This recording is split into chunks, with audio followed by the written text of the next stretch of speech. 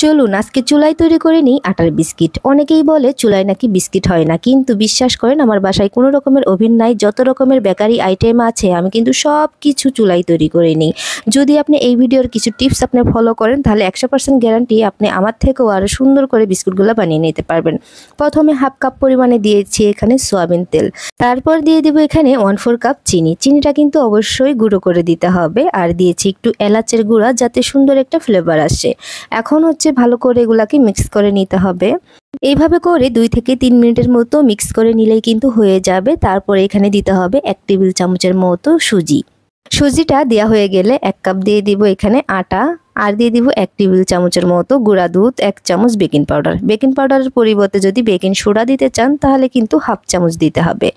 এখন আমি এগুলাকে ভালো করে মিক্স করে নিব হাত দিয়ে। এই তো এইভাবে করে মিক্স করে নিলে দেখবেন যে সুন্দর একটা ডো হয়ে যাচ্ছে।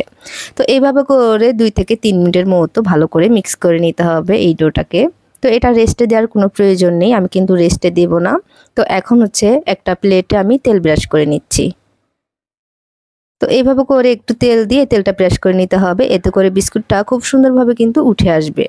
তারপর একটা চামচে আমি এইভাবে করে নিচ্ছি যাতে করে বিস্কুটগুলো সবই এক সাইজের হয়। তো এখন বিস্কুটগুলো আমি গোল করে নেব।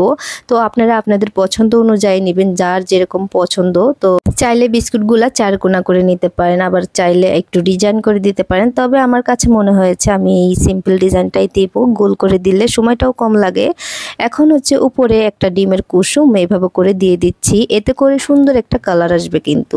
তো ডিমের কুসুমটা অবশ্যই দেওয়ার চেষ্টা করবেন, তাহলে বিস্কুটগুলো দেখতে অনেক ভালো লাগে।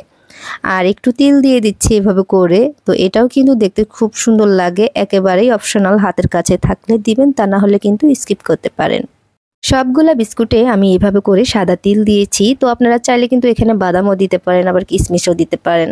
তো আগে থেকে একটা কড়াই বসিয়ে রেখেছিলাম, কড়াইটা গরম হয়ে গেছে, এবার বিস্কুটগুলো বসিয়ে দিলাম। ঢাকনার যে ছিদ্রটা আছে এটা কিন্তু আমি বন্ধ করে দিয়েছি।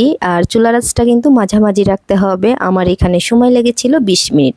সময়টা একটু কম বেশি হতে পারে, আমি বিস্কুটগুলো যেহেতু একটু পাতলা পাতলা করে দিয়েছি তাই একটু তাড়াতাড়ি হয়েছে। চেষ্টা করবেন এভাবে করে দেওয়ার, খুবই তাড়াতাড়ি হয় বিস্কুটগুলা।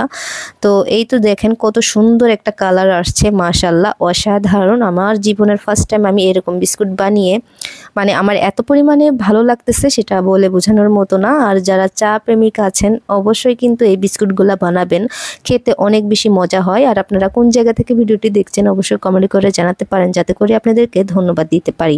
আর ভিডিওটা অবশ্যই শেয়ার করে রেখে দিতে পারেন।